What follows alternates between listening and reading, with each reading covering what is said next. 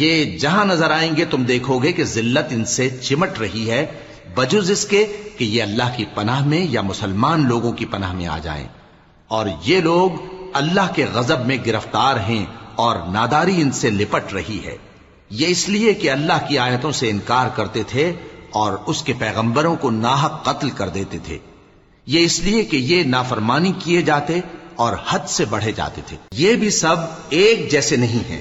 ان اہل کتاب میں کچھ اچھے لوگ بھی ہیں جو رات کے اوقات میں اللہ کی آیتیں پڑھتے اور اس کے آگے سجدے کرتے ہیں، وہ اللہ پر اور روز آخر پر ایمان رکھتے اور اچھے کام کرنے کو کہتے اور بری باتوں سے منع کرتے اور نیکیوں پر لپکتے ہیں، اور یہی لوگ نیکوکار ہیں۔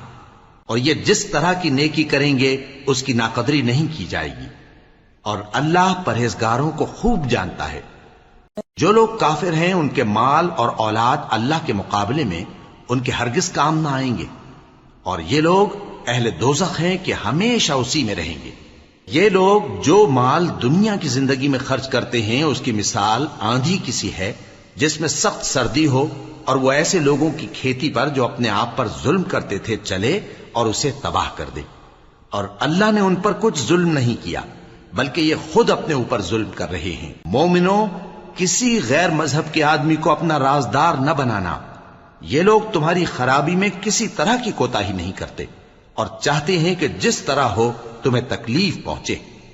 ان کی زبانوں سے تو دشمنی ظاہر ہو ہی چکی ہے، اور جو کینے ان کے سینوں میں مخفی ہیں وہ کہیں زیادہ ہیں۔ اگر تم عقل رکھتے ہو تو ہم نے تم کو اپنی آیتیں کھول کھول کر سنا دی ہیں۔ دیکھو، تم ایسے صاف دل لوگ ہو کہ ان لوگوں سے دوستی رکھتے ہو، حالانکہ یہ تم سے دوستی نہیں رکھتے، اور تم سب کتابوں پر ایمان رکھتے ہو اور یہ تمہاری کتاب کو نہیں مانتے، اور جب تم سے ملتے ہیں تو کہتے ہیں ہم ایمان لے آئے ہیں، اور جب تنہا ہوتے ہیں تو تم پر غصے کے سبب انگلیاں کاٹ کاٹ کھاتی ہیں۔ ان سے کہہ دو کہ اپنے غصے میں مر جاؤ، اللہ تمہارے دلوں کی باتوں سے خوب واقف ہے۔ اگر تمہیں آسودگی حاصل ہو تو ان کو بری لگتی ہے، اور اگر تمہیں رنج پہنچے تو خوش ہوتی ہیں، اور اگر تم تکلیفوں کی برداشت اور نافرمانی سے کنارہ کشی کرتے رہو گے تو ان کا فریب تمہیں کچھ بھی نقصان نہ پہنچا سکے گا۔ یہ جو کچھ کرتے ہیں اللہ اس کا احاطہ کیے ہوئے ہے۔ اور اس وقت کو یاد کرو جب تم صبح کو اپنے گھر سے روانہ ہو کر ایمان والوں کو لڑائی کے لیے مورچوں پر موقع بموقع متعین کرنے لگے، اور اللہ سب کچھ سنتا ہے، جانتا ہے۔